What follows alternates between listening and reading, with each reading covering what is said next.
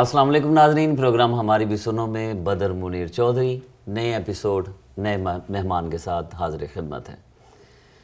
پاکستان کے مسائل ہیں کہ حل ہونے کو نہیں ہیں۔ پاکستان کی بات کی جائے، اس کے صوبوں کی بات کی جائے، اس کی قوم کی، اس کے لوگوں کی، تو ہر شخص پریشان ہے اور حیران اس بات پر ہے کہ اس کا مستقبل کیا ہوگا۔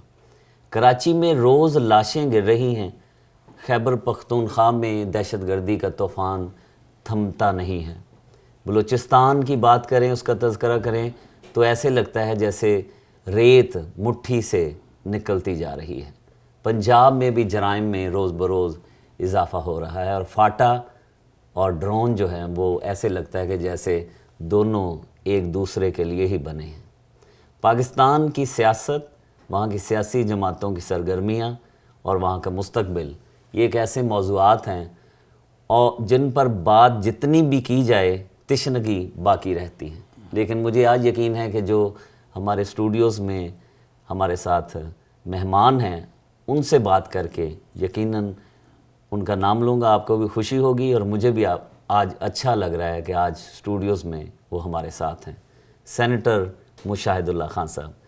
خان صاحب بہت شکریہ، آپ تو وہاں ٹاک شوز کے ہیرو ہیں۔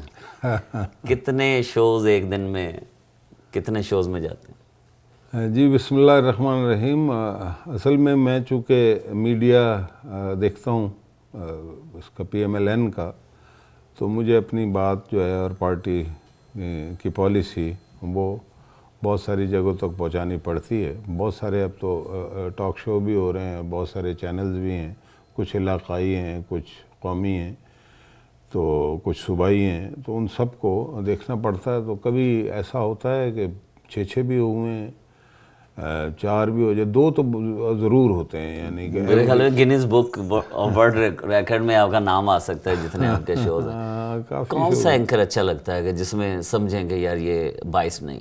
اصل میں اینکرز جو ہیں وہ انسان دیکھیں، ہر شخص باعث ضرور ہوتا ہے، اس کی ایک سوچ ضرور ہوتی ہے، کسی نہ کسی حد تک کہیں نہ کہیں ہوتی ہے۔ کچھ لوگ اس کو چھپا کے چلتے ہیں، پروفیشنلی ذرا زیادہ یعنی کہ اس کو وہ توجہ دیتے ہیں اپنی۔ لیکن میں یہ سمجھتا ہوں کہ وہ تمام اینکرز جو جرنلسٹ رہے ہیں، جنہوں نے سرد اور گرم دیکھا ہے، وہ نہ صرف اچھے سوالات کرتے ہیں بلکہ ان کے کاؤنٹر کویسچن بڑے اچھے ہوتے ہیں۔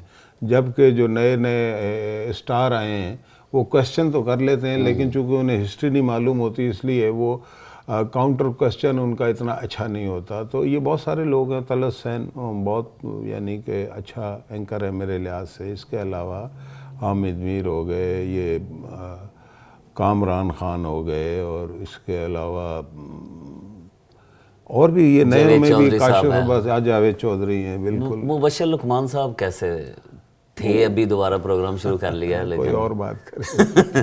اچھا یہ بتائیے کہ پاکستان مسلم لیگ نون ایک بہت بڑی پاکستان کی سیاسی جماعت ہے اور آپ کے پاس بہت اہم عہدہ ہے سیکرٹری انفارمیشن کا۔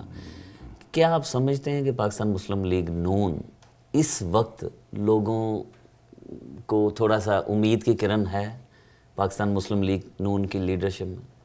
دیکھیں، بات یہ ہے کہ امید کی ایک ہی کرن ہے، اور PMLN اور اس کی لیڈرشپ میاں محمد نواز شریف ہیں۔ کیوں ہے کہ یہ بات وہی لوگ کہہ سکتے ہیں کہ جن کا ماضی اس بات کی گواہی دیتا ہو۔ جی مثلاً میاں صاحب کو تو میں یہ سمجھتا ہوں ابھی تک جینونلی ایکسپوز ہی نہیں کیا گیا کہ انہوں نے جو کارنامے سر انجام دیے ہیں وہ بہت سارے لوگوں کو عمومی طور پہ تو پتہ ہیں، لیکن بہت سارے ان کے شخصیت کے پہلو ایسے ہیں کہ جو پاکستان جیسے ملک میں اس طرح کا کام کا کوئی تصور نہیں تھا۔ اور خاص طور سے ایک ایسی پارٹی جو ہمیشہ اسٹیبلشمنٹ کی پارٹی رہی ہو، اس پارٹی کا ٹوٹل کمپلیکشن ایک آدمی نے چینج کر دیا، صحیح، کہ جو پرو اسٹیبلشمنٹ تھی اس کو اینٹی اسٹیبلشمنٹ بنا دیا۔ اور پھر یہ ہے کہ ایک مرتبہ نہیں، ایک سے زیادہ مرتبہ اصولوں پہ ایسا اسٹینڈ کر کے دکھایا کہ جس کی ماضی میں کہیں کوئی پریسیڈنٹ ہی موجود نہیں ہے۔ مثلاً ہمارے ہاں جو یہ طالع اعظمہ جرنیل جو تھے، ان سے تو سب ڈرتے تھے۔ میں نام نہیں لینا چاہتا، بڑے بڑے جن کا نام لیا جاتا وہ بھی ڈرتے تھے۔ لیکن میاں نواز شریف واحد لیڈر ہیں جنہوں نے یعنی کہ عوام کے معاملات کو اور مسائل کو سامنے رکھ کے اپنے اصول مرتب کیے، اور اس میں پھر انہوں نے کسی سے کمپرومائز نہیں کیا، اور انہوں نے اس کی قیمت بھی ادا کی۔ دیکھیں بات بہت سارے لوگوں نے کی ہے، اصول کی بات بھی کی ہے، لیکن قیمت بڑے کم لوگوں نے ادا کی۔ لیکن آپ کو بھی مشاہد صاحب اس وقت پتہ چلا جب ایک جرنیل نے آپ کو نکال دیا، اس کے پہلے تو ہسٹری جرنیلوں کے ساتھ دوستی رہی۔ دیکھیں بات یہ ہے کہ اس میں کوئی شبہ نہیں ہے کہ میاں صاحب کوئی گراس روٹڈ پولیٹیشین نہیں تھے، وہ اچانک آئے تھے سیاست میں، اور ضیاء الحق کا اس وقت دور تھا، تو ظاہر ہے وہ نیا نیا ایک سیاستدان ہوگا تو ہر طرف اگر مارشاء اللہ ہوگا، جرنیلی سیاست ہوگی تو وہیں سے وہ اپنا رستہ بنائے گا۔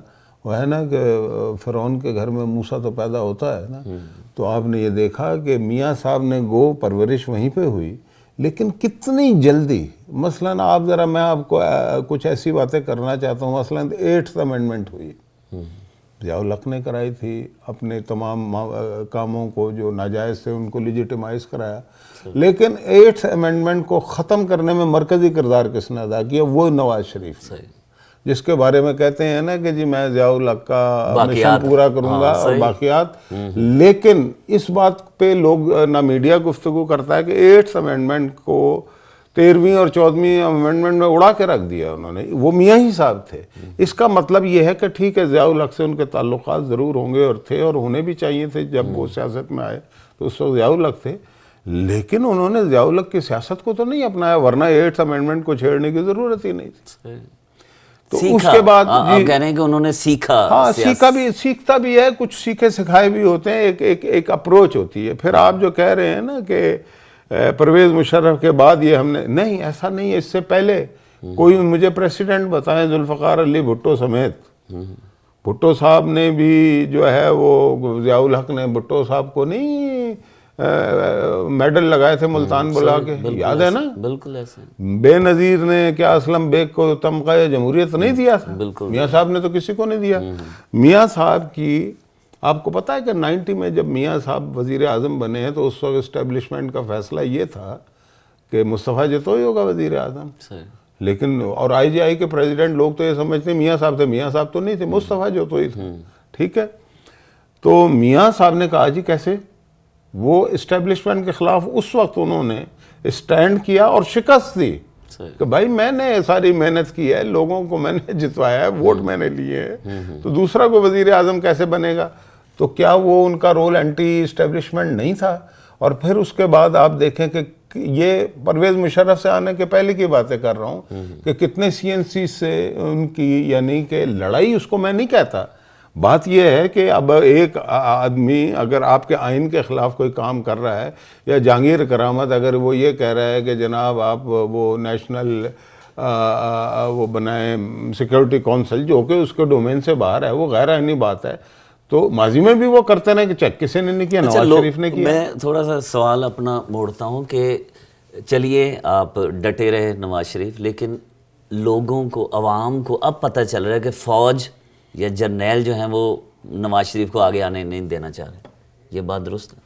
دیکھیں اب پتہ اس لیے لگتا ہے کہ عوام تک جو چیزیں وہ جب پہنچتی ہیں نا، دیر سے پہنچتی ہیں، اور ویسے بھی ہمارے جو ہے نا عوام کی ایک خاص یعنی کہ اپروچ ہے کہ تیری یاد آئی تیرے جانے کے بعد، تو ذرا ایسا ایسا وہ پتہ لگ جاتا ہے۔ لیکن یہ اس میں کوئی شبہ نہیں ہے کہ اگر آج نعرے لوگ بہت سارے لگا رہے ہیں، لیکن جنرلی میاں صاحب کو بہت زیادہ وہ یعنی کہ کھوکھلے نعرے لگانے والے شخص نہیں ہیں، وہ ایک پریگمیٹک شخصیت ہیں، انہوں نے جو کرنا ہوتا ہے وہ کر گزرتے ہیں بغیر بڑکے مارے، اور بہت سارے لوگ بڑکے مارتے رہتے ہیں، روز ٹی وی پہ آپ نے سنا ہوگا، لیکن جب وقت آتا ہے تو وہ اصل تو وقت پہ پتہ لگتا ہے۔ مجھے بتائیں بات کہ 12 اکتوبر 1999 کی رات کو جب ان کے پاس کاغذ لے کے گئے جرنیل کے، جناب اسمبلیاں توڑ دیں، یہ کر دیں وہ کر دیں، تو انہوں نے یہ کہا کہ اوور مائی ڈیڈ باڈی، اس کی جرت ماضی میں کسی حکمران کو ہوئی ہے تو مجھے بتا دیں،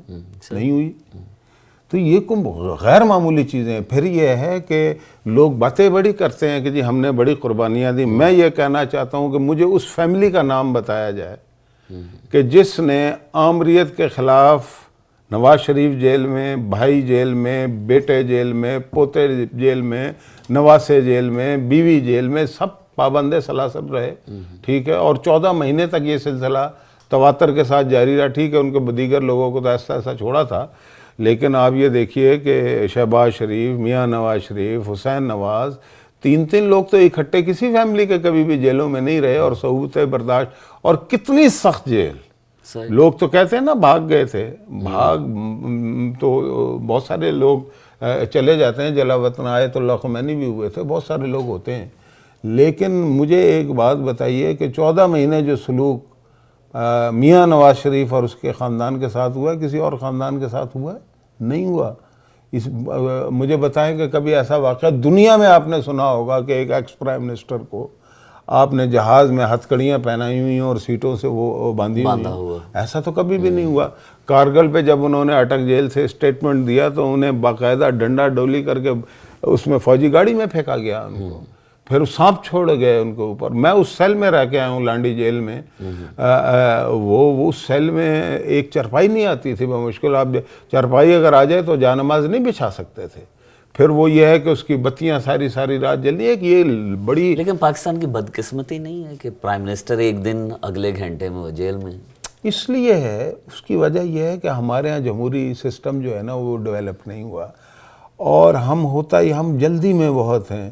جمہوریت آتی ہے، جمہوریت کے کچھ فائدے ہیں، کچھ نقصانات بھی ہیں. اچھا یہ جو جرنیل ہوتے ہیں ان کی چمک دمک بڑی ہوتی ہے، آدھا کلو پیتل لٹک رہا ہوتا ہے، اور جناب وہ بڑی اکڑی ہوئی ان کی یونیفارم ہوتی ہے، انگریزی وہ بولتے ہیں. ان چیزوں سے عام لوگ متاثر ہو جاتے ہیں. یہ کبھی نہیں دیکھتے کہ انہوں نے اس ملک کے ساتھ کیا ہے، یا تو کوئی ایسے کارنامے کبھی کیے ہوتے، اس ملک کو 4 چاند لگائے ہوتے، اس ملک میں کوئی اس طرح کی اصلاحات کی ہوتی، ریفارمز کی ہوتی جن کا عوام کو فائدہ پہنچتا.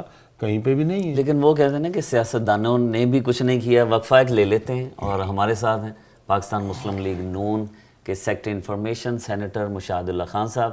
مختصر وقفے کے بعد دوبارہ سوال کریں گے کہ اگر فوج نے، جرنیلوں نے پاکستان کو بہت پیچھے دھکیلا تو سیاستدانوں نے کیا کیا، اور کرپشن کے الزامات جو ہیں وہ زرداری صاحب گروپ کی طرف سے جب ان پر لگائے جاتے ہیں تو میاں نواز شریف کی طرف بھی انگلیاں اٹھتی ہیں. وقفے کے بعد دوبارہ حاضر ہوتے ہیں. پروگرام ہماری بھی سنو.